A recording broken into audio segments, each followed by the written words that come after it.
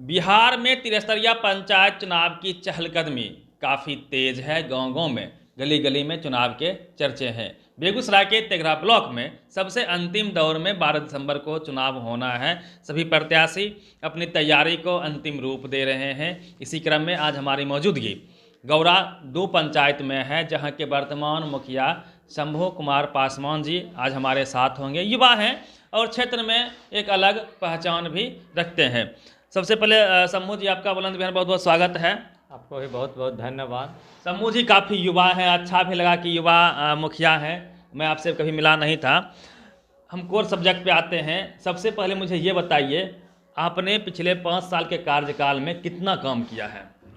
हम पिछले 5 साल के कार्यकाल में पूरे पंचायत में 7 निश्चय योजना का, तेघरा प्रखंड में 20 पंचायत में पहला पंचायत ऐसा था जब हमने 7 निश्चय योजना का काम शुरू किए तेघरा प्रखंड में।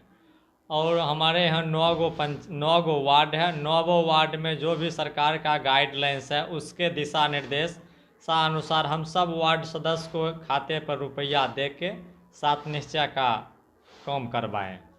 एक वार्ड है, शायद वार्ड नंबर 9 है, 6 है, जहाँ पे टंकी है लेकिन प्रॉपर पानी नहीं घरों घरों तक पहुँचा है, सिर्फ पाइप बिछा के छोड़ दिया गया है।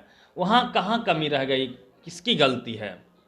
वहाँ तो बिहार सरकार के दिशा निर्देशानुसार हमने 14 लाख कुछ हज़ार रुपये, 14 लाख 30 या 40 हज़ार का समथिंग जो राशि है वो तो हम वार्ड सदस्य के 2 वार्ड खाते में डाल दिए 60% और 40% के हिसाब से। उसके बाद वार्ड सदस्या मीनू कुमारी के द्वारा हमने बार बार कहे इसको काम पूरा करिए, हम आपके साथ हैं, लेकिन वार्ड सदस्या के पति और वार्ड सदस्य ने थोड़ा बहुत नहीं, आधा अधूरा पाइप बिछा के स्ट्रक्चर भी पूरा नहीं किया। उसके बाद काम तो जल नल हुआ नहीं पंचायत में, वार्ड में। तो यहाँ ग्रामीण लोग कहते हैं मुखिया जी काम नहीं हुआ, तो हम तो वार्ड सदस्य को बार बार कहते हैं हर जगह रोड काट के छोड़ दिया गया है और जल नल का काम पूरा भी नहीं किया गया। 14.5 लाख रुपया में उनके खाता पर आज के डेट में 6/12/2021 तक अभी उनके खाता पर 38,000 रुपया मात्र है। 14.5 लाख रुपया में काम मुश्किल से 6 लाख 7 लाख रुपया काम किया है। 6-7 लाख रुपया गमन कर गया, रुपया उठा के घर बना लिया, अपना निजी काम में खर्चा कर लिया। हमने विभाग को कई बार बोले, इस पर लिखित भी दिए, नोटिस भी किए, विभागीय कार्रवाई कीजिए, लेकिन इस पर कहीं कोई तरह का नहीं हुआ। अब वार्ड सदस्य पद के छोड़ के लोभ में अब वो मुखिया में उसका पति अब चुनाव लड़ रहा है। एक वार्ड में तो जल नल उससे पूरा हुआ नहीं, अब मुखिया में चुनाव लड़ने के लिए गया है। अन्य की खाता पर 1 रुपया है, सब रुपया उठा के अपना निजी काम में खर्चा कर दिया। जल नल भी पूरा नहीं हुआ। बिहार सरकार को चाहिए इस पर उस पर कार्रवाई किया जाए।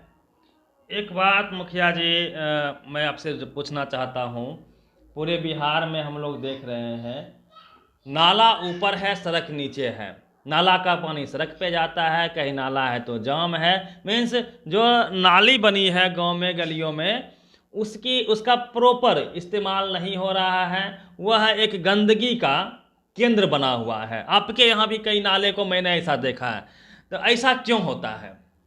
हमारे यहाँ तो हम अपने पूरे 5 साल के कार्यकाल में एक ही नाला वार्ड नंबर 5 में बना है, जो नवाबगंज में है, तेघरा स्टेशन के पास।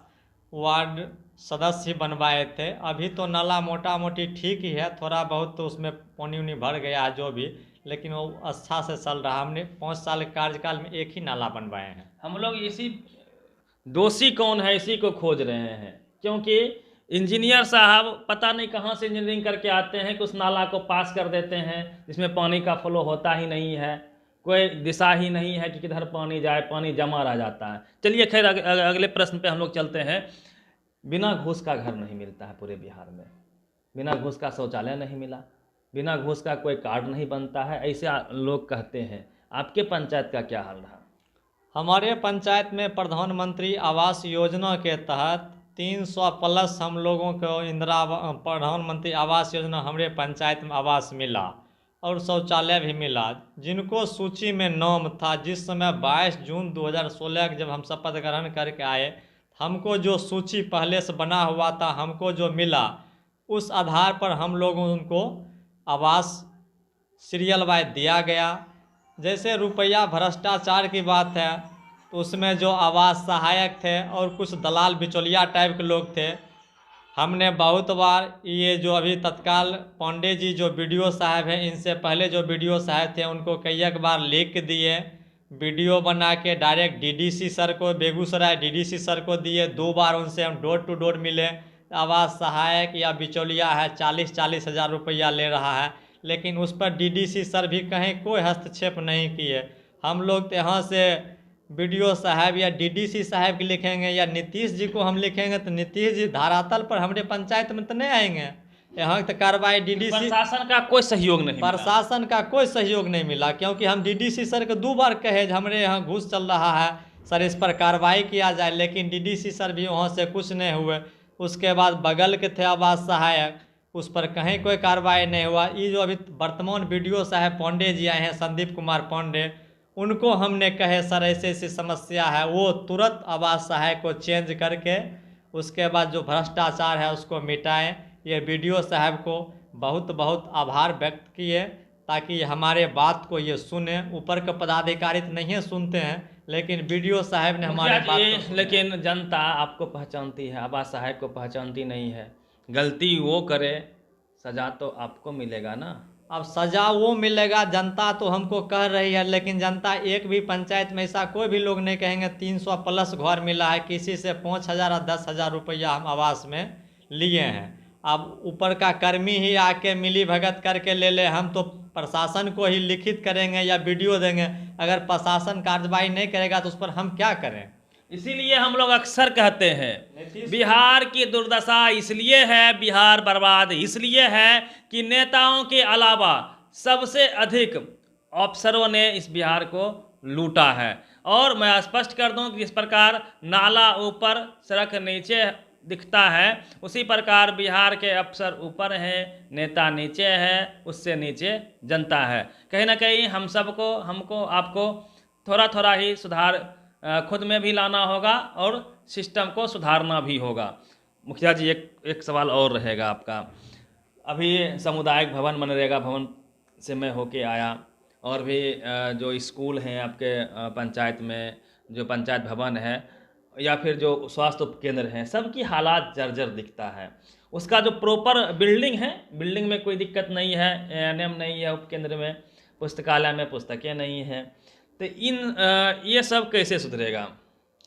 ये सब तो स्कूल में सबसे हमारे पंचायत में दुर्भाग्य की बात है, सौभाग्य नहीं कहेंगे, क्योंकि हमारे पंचायत में एक उत्क्रमिक मध्य विद्यालय मुसहरी से अब हाई स्कूल हो गया है।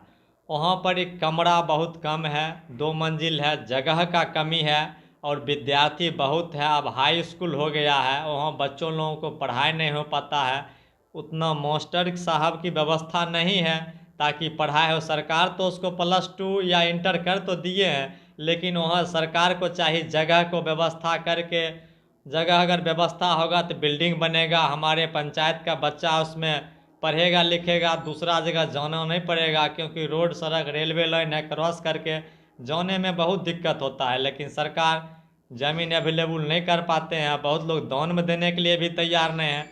सरकार को हम मांग करते हैं कुछ वहाँ गांव में ज़मीन की व्यवस्था करवा दिया जाए और उसमें बिल्डिंग बने, ताकि हमारे पंचायत का बच्चा उसमें पढ़े, ताकि उसका भविष्य उज्जवल हो। चलिए मुखिया जी, यदि आपको जनता जनार्दन दोबारा मौका देती है तो आप कौन कौन सा काम प्राथमिकता के तौर पे कीजिएगा? जनता अगर हमको दोबारा अगर मौका देते हैं, हमारा पहला मकसद रहेगा शिक्षा, स्वास्थ्य, ये सब को हम आगे बढ़ाएंगे। उसके बाद पूरे पंचायत में सीसीटीवी कैमरा से लैस कर देंगे, ताकि बहुत लोग गलत करते हैं, तारी दारू पीते हैं, उसको जब लैस रहेगा डायरेक्ट तेघरा थाना या पंचायत में उसको देखेंगे। हर घर को स्वच्छ बनाएंगे, पोल पोल पर जहाँ है सबका सोलर लाइट या वेपर लाइट जो लगता है, स्ट्रीट लाइट लगाएंगे। और उसके बाद मोदी जी का जो सपना है, गांधी जी का, हर घर कचरा का डिब्बा रख के साफ सफाई करवाएंगे। रोड सड़क जो बचा हुआ है टूटी फूटी, उसको हम जो बनवाएंगे या नहीं बना है उसको बनाएंगे।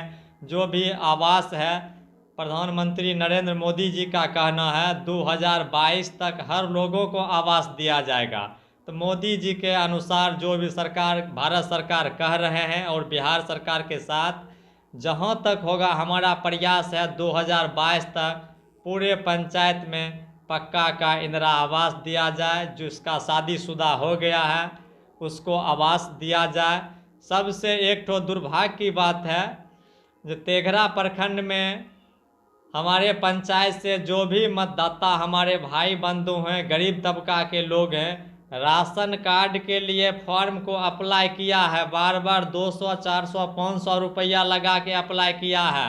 उसके बाद BDO साहब के यहाँ आवेदन RTPS में जमा हुआ है।